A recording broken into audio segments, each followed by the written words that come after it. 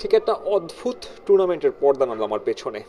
যে টুর্নামেন্টে হ্যান্ডশেক বিতর্ক থেকে শুরু হয়, এরপরে দুই দলের মুখোমুখি দেখা কিংবা সামনাসামনি কথা বলাও বন্ধ হয়ে যায়। এমনকি ফাইনালে আরও একটা ব্যতিক্রম চিত্র, যেখানে টসের সময় ভিন্ন দুইজন ধারাভাষ্যকর ভিন্ন দুই দলের অধিনায়কের সঙ্গে যোগাযোগ করে।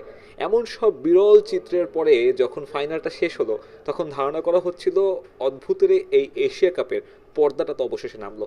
তবে নাটক যে আরও বাকি ছিল। সদ্য সমাপ্ত সেই প্রাইজ গিভিং সেরিমনিতে নতুন করে নাটক। খেলা শেষ হওয়ার 1.5 ঘন্টা পর্যন্ত দাঁড় করিয়ে রাখা হয় উপস্থিত অতিথিদের, যেখানে ছিলেন এসিসির প্রধান মহসিন নাকভি থেকে শুরু করে বিসিবি প্রধান আমিনুল ইসলাম বুলবুল। তবে ভারতীয় ক্রিকেটারদের একটাই কথা, পাকিস্তানি মহসিন নাকভির হাত থেকে তারা নিবে না শিরোপাটা। এবং শেষ পর্যন্ত 1.5 ঘন্টা দাঁড়িয়ে থাকার পরে বেশ তড়িঘড়ি করে মাঠ ছাড়তে বাধ্য হন মহসিন নাকভি, এবং এই মাঠে উপস্থিত ভারতীয় দর্শকরা তখন তাকে দুয়ধ্বনি দিয়েছে।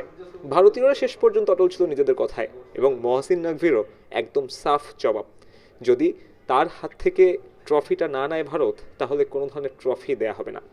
এবং তেমনটি আমরা দেখলাম, সেই ট্রফি ছাড়াই উদযাপনে শেষ হলো এশিয়া কাপ 2025।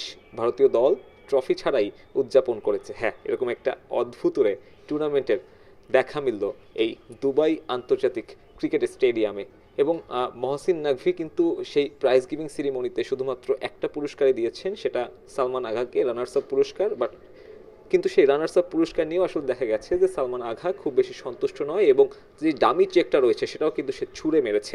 উপস্থিত যে অতিথিরা ছিলেন তাদেরকেও কিন্তু বিব্রত করেছে এমন পরিস্থিতি। অন্যদিকে ভারতীয় সমর্থকরা গোটা প্রাইজ গিভিং সেরেমনিতেই দুয়ধ্বনি দিয়েছে পাকিস্তানি ক্রিকেটার এসিসির প্রধান মহসিন নাকভিকে।